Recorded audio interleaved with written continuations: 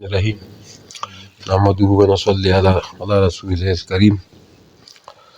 मुअज़्ज़िज़ सहाफ़ी हज़रात, हम BNP अवामी के अकाबिरीन आपके खिदमत में एक अहम मसले के सिलसिले में हाज़िर हुए हैं।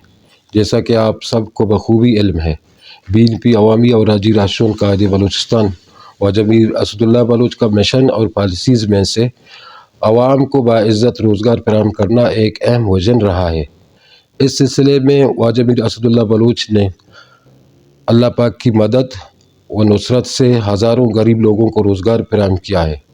म्यूनसिपल कमेटी वजबूत का क़याम और इसमें मुतअद्दिद असामियों की मंजूरी भी वाजमीर असदुल्ला बलूच की लगन और कोशिशों का समर है, जिससे मकामी लोगों के लिए रोज़गार के मौक़े में इजाफ़ा हुआ है। मुअज़्ज़िज़ हज़रात, आज 13 जनवरी बरोज़ मंगल म्यूनसिपल कमेटी ऑफिस वजबूत में फायरमैन की असामियों के सिलसिले में इंटरव्यूज़ जारी थे। इसी दौरान अचानक सफ़ेद रंग की सर्फ गाड़ी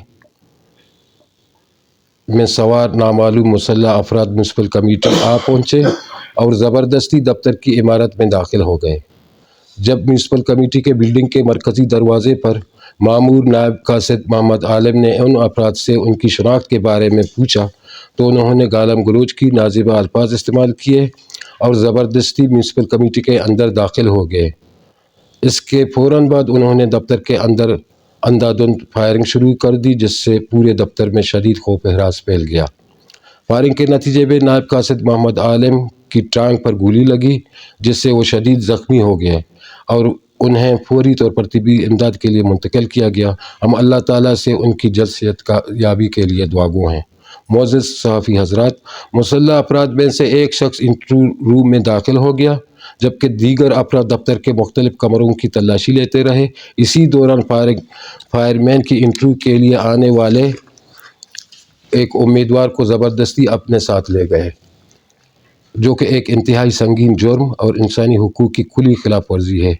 ये वाक़या न सिर्फ एक सरकारी अदारे पर मुसल्लह हमला है, बल्कि ये रियासत की रेट को चैलेंज करने के मुतरादिफ है, सरकारी मुलाजिम को ज़ख्मी करने, अवाम में खौफ व खराज फैलाने और एक मासूम शहरी के अगवा के मुतरादिफ है।